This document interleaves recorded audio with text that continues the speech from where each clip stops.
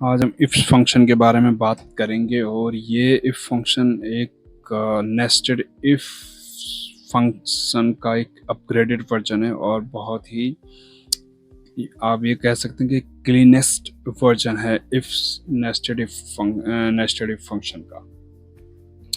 Nested if में हम क्या करते थे, मल्टीपल इफ्स लगाने पड़ते थे, लेकिन इसमें क्या है, आपको मल्टीपल इफ लगाने की ज़रूरत है ही नहीं। आपको सिंपल इफ्स फंक्शन यूज़ करके उसमें आप मल्टीपल लॉजिक मल्टीपल कंडीशन देके आप अपना रिजल्ट पता कर सकते हैं। जैसे कि पहले आप इसका सिंटेक्स समझ लीजिए। देखो सिंटेक्स में क्या है, सबसे पहले आपने इफ्स लगाया, ठीक है।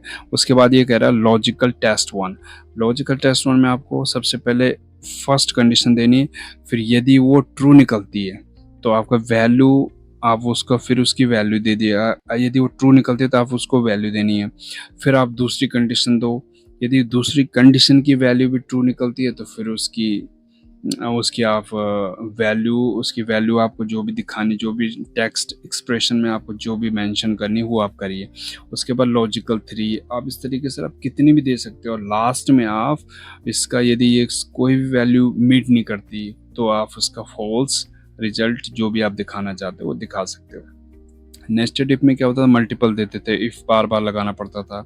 सिंगल इफ में क्या होता था, केवल एक ही कंडीशन पे काम करता था। इसमें मल्टीपल कंडीशन पे काम करेगी और बार बार भी आपको इफ नहीं लगाना पड़े। ये बहुत ज़्यादा यूज किया जाने वाला फंक्शन है। नेस्टेड इफ कम यूज होता है, उसी को इजी बनाने के लिए इफ्स फंक्शन का इन्वेंशन किया गया। आप देखिए, हम इसको करके देखते हैं कुछ एग्जाम्पल से। हमारे पास हमने कुछ कंडीशंस रखी हैं, उसके बेसिस पे हम इसको करेंगे।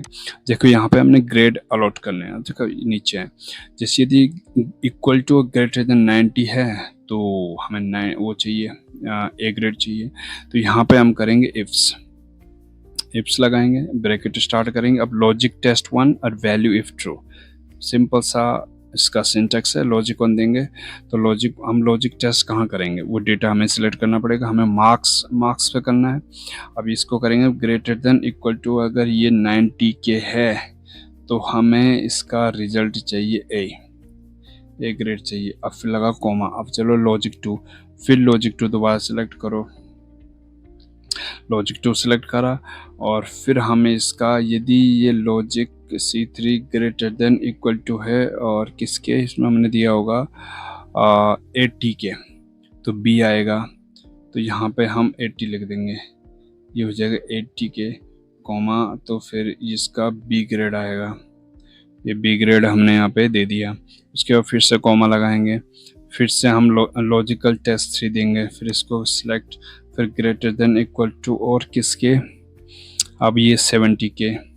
अगर ये 70 के है तो इसका आएगा C ग्रेड हमने लिख दिया। फिर कॉमा लगाएंगे, फिर लॉजिकल टेस्ट 4 अगर ये 60 की है तो D आएगा। यहाँ पे सेलेक्ट करेंगे ग्रेटर देन इक्वल टू 60, तो ये क्या होगा, कॉमा लगाएंगे, ये D आएगा, ठीक है। और D आने के बाद अब हमें अब उसके बाद क्या, यदि 60 से नीचे है तो फिर F आएगा, मीन्स फेल्स आएगा। तो हम यहाँ पे अब कुछ नहीं करेंगे। अब हमें इसको दोबारा से सिलेक्ट करके, और ये लेस देन 60 है तो इसको हम कॉमा लगा के F यहाँ पे फेल इसको दिखा देंगे और ये आपका रिजल्ट आ जाएगा। देखो आपको यहाँ पे मल्टीपल ब्रैकेट लगाने की भी ज़रूरत नहीं है, मल्टीपल इफ लगाने की भी ज़रूरत नहीं है, और मल्टीपल कंडीशन में आपका काम हो जाएगा। देखो आपका आ गया सारा का सारा, कहीं पे F भी आया होगा। देखो ये जैसे ये 60 से नीचे है तो यहाँ पे F आ गया। तो कितने अच्छे तरीके से इस पर आपका काम हो गया। देखो इफ्स में आप देखो दोबारा से देख लीजिए, एक कंडीशन आपने ये दी, दूसरी कंडीशन आपने ये दी, तीसरी आपने ये दी 70 वाली, तीसरी आपने ये दी 60 वाली D वाली, और लास्ट में आपने यदि 60 से नीचे है तो फिर फेल F दिखा दो। तो देखो मल्टीपल कंडीशन में काम हो गया। पहले क्या करते थे, आप नेस्टेड इफ लगाते थे, या आप क्या करते थे इसमें एंड और का भी यूज़ कर, लेकिन एंड और इसमें इस तरीके से नहीं काम करेगा, क्योंकि यहाँ आपको मल्टीपल रिजल्ट चाहिए, वहाँ मल्टीपल कंडीशन एंड पे चेक करता था और फिर एक सिंगल रिजल्ट देता था। लेकिन यहाँ पे हमें मल्टीपल रिजल्ट चाहिए, जैसे हमें ए चाहिए, बी भी चाहिए, सी भी चाहिए, तो इस तरीके की चाहिए। तो ये आपका इफ्स में ही केवल ये आपका काम आएगा।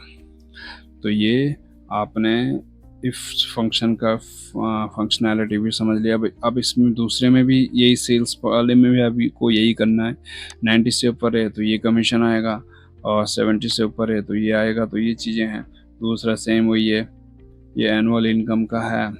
टैक्स स्लैब में कौन कौन सा था, 10 लाख से ऊपर है तो 30%, और ये चीज़ें। तो आपको इप्स का यूज़ करके आप इसको आसानी से आप इसका भी आंसर ऐसे ही निकाल सकते हो, जैसे कि हमने यहाँ ग्रेड निकालने के लिए हमने यहाँ पे करा है। तो इफ फंक्शन का आपको शायद ये समझ आ गया है। और नेस्टेड इफ में ऑलरेडी पहले डिस्कस कर चुका हूँ, और एक सिंगल इफ में ऑलरेडी डिस्कस कर चुका हूँ। इफ और में ऑलरेडी डिस्कस कर चुका हूँ। इफ एंड ऑलरेडी डिस्कस कर चुका हूँ।